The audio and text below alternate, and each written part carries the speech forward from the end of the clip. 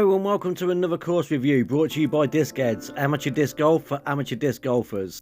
Today we're at Sherwood Pines, which can be located in Sherwood Forest. Sherwood Pines is a short 9-hole course located inside a much larger park. Hole 1 is a par 3 24 metre, which essentially is a long putt. As you can see, there's a few trees that provide obstacles, but it's pretty much straightforward to the basket. I'm going to throw the zombie and I'm going to be aiming to get it straight in, going for an ace.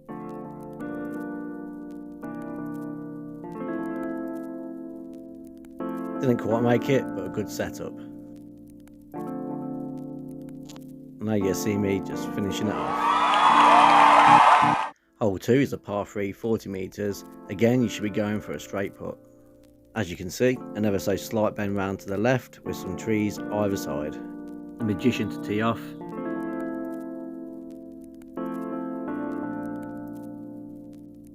And he banks hard to the left.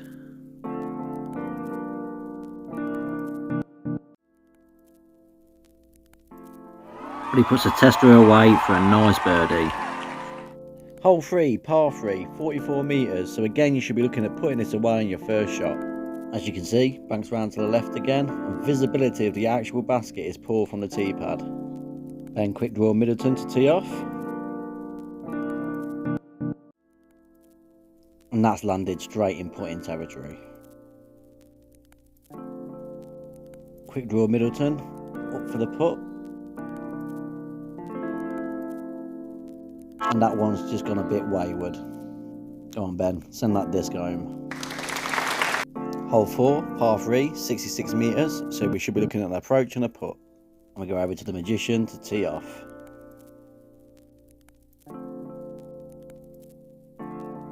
Hooks left and takes a nasty bounce, which leaves him with a tester. A bit of basket cam for Lee's putt. Oh, let's try that again, Lee. Hole 5 is a par 3, 56 metres, approach and putt. As you can see, it's a narrow tunnel with trees either side. It's Ben quick draw Middleton to tee off again.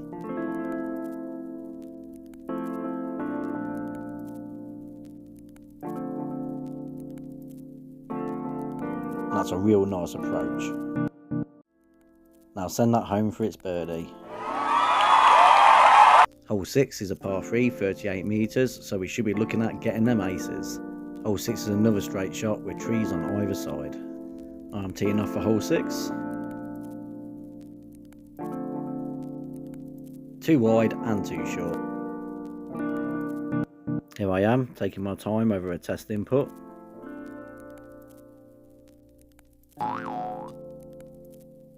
And I touch them chains and score them points.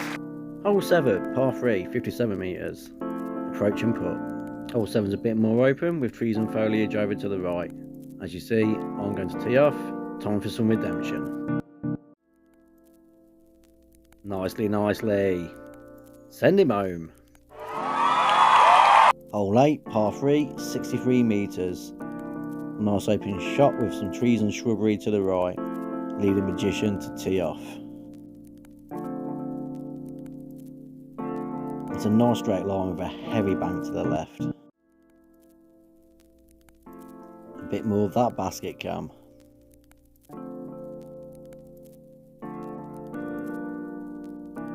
Which is obviously distracting Lee. Go on Lee, finish it off. Hole 9, par 3, 75 metres. Finally something that requires a drive. Really open, and again trees and shrubbery off to the right. Quick draw Middleton as the honours are teeing off on the last hole.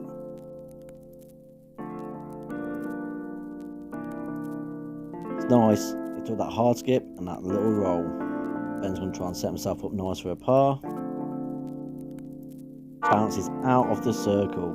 And it's Ben to end the day. Or not.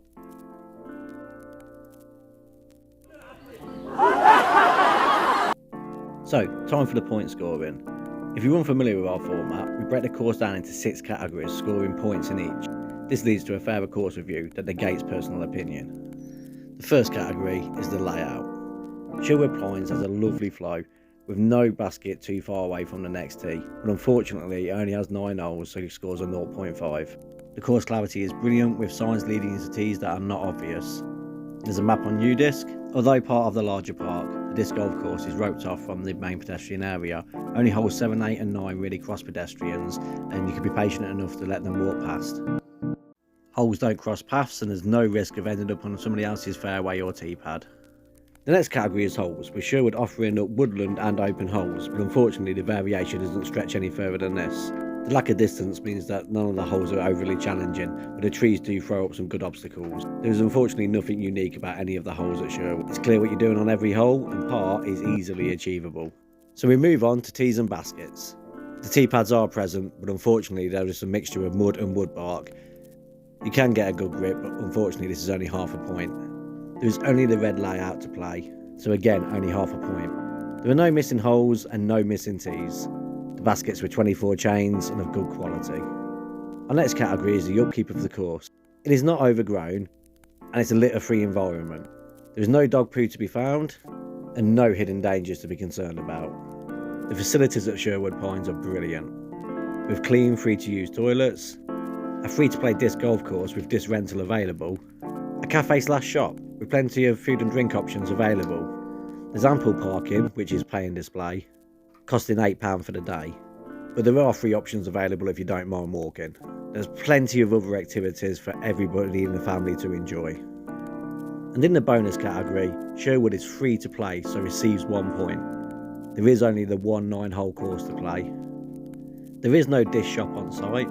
There is rain cover, but this only extends to the cafe/shop. It would not cope with all the Sherwood Pines guests on a busy day.